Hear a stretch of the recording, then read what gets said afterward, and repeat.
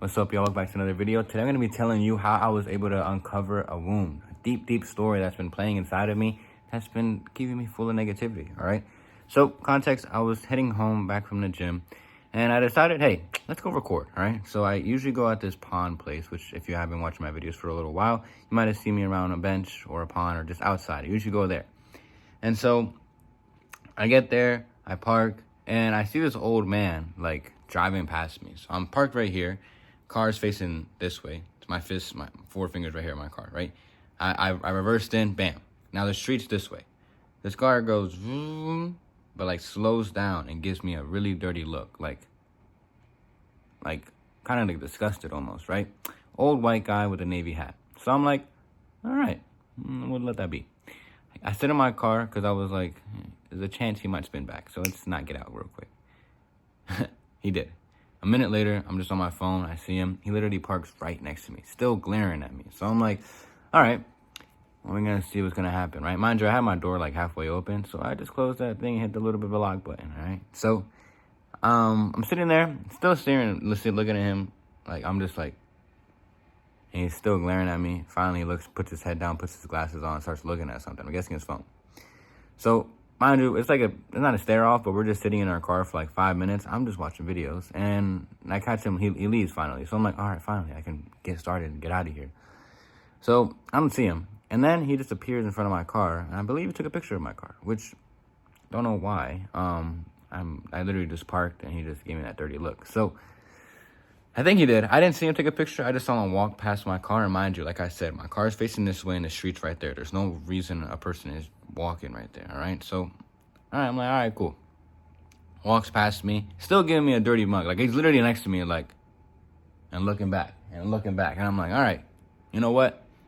I'm going to get out of here. Mind you, though, I forgot to tell you guys, when he first parked next to me, I was full of, like, fear, anxiety. I was like, I don't want to deal with this guy. That's kind of why I locked my door. I'm like, ugh. I was just filled with fear. And so as I'm feeling that, like, I'm feeling like my old self. Whenever I get into conflicts, I just crumble up. I either react and maybe try confronting somebody, or I just crumble and be super scared and anxious, right? And so I remember, like, these past couple of weeks, this whole year, honestly, I've been getting really good at letting go of emotions. And when I realized that these emotions are fake, they're just old programs. So I was able to just reset my nervous system. Now, I want you guys to realize is that you have old stories, old beliefs inside your head that links to your nervous system that makes you feel these emotions as well. Whenever that fear pops up of those old stories I'm about to get into, it makes my whole body go weak. It makes my body tense up. I guess weak and tense are kind of opposite, but it makes my body tense up.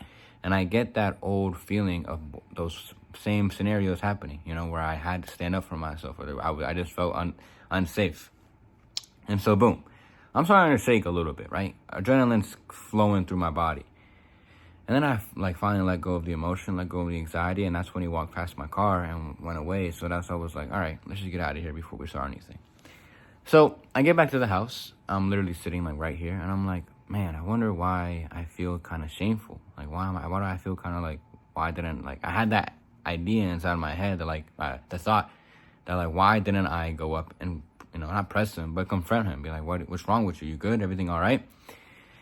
And then I remembered when I was younger, actually, my bad, sorry, I don't mean to start it here, but before I got to my house, I called one of my friends, and he asked me the golden question. He was like, why didn't you confront him, or did you confront him? And that kind of spiked up, like, a bit of pride and, like, fear.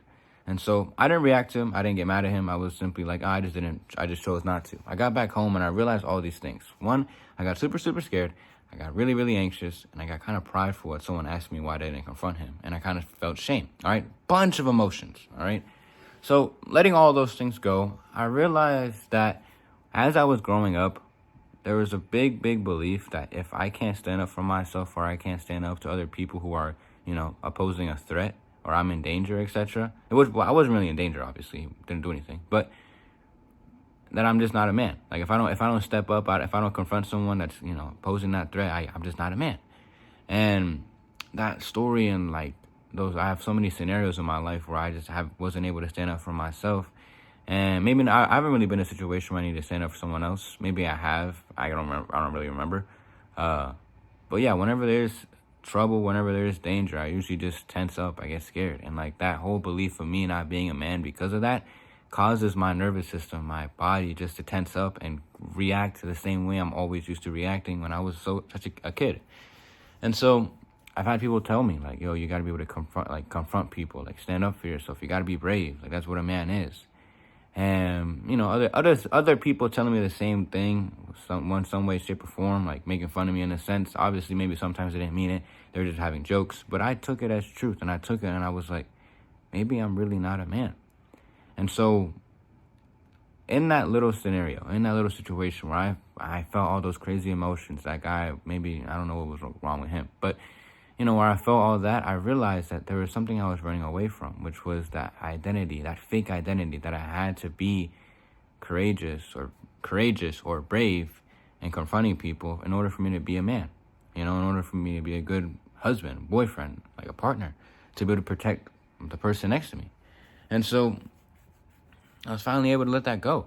I was like, that doesn't define me. Like, why do I need to cause problems in order for me to look strong? End of the day, it's just going to cause more problems.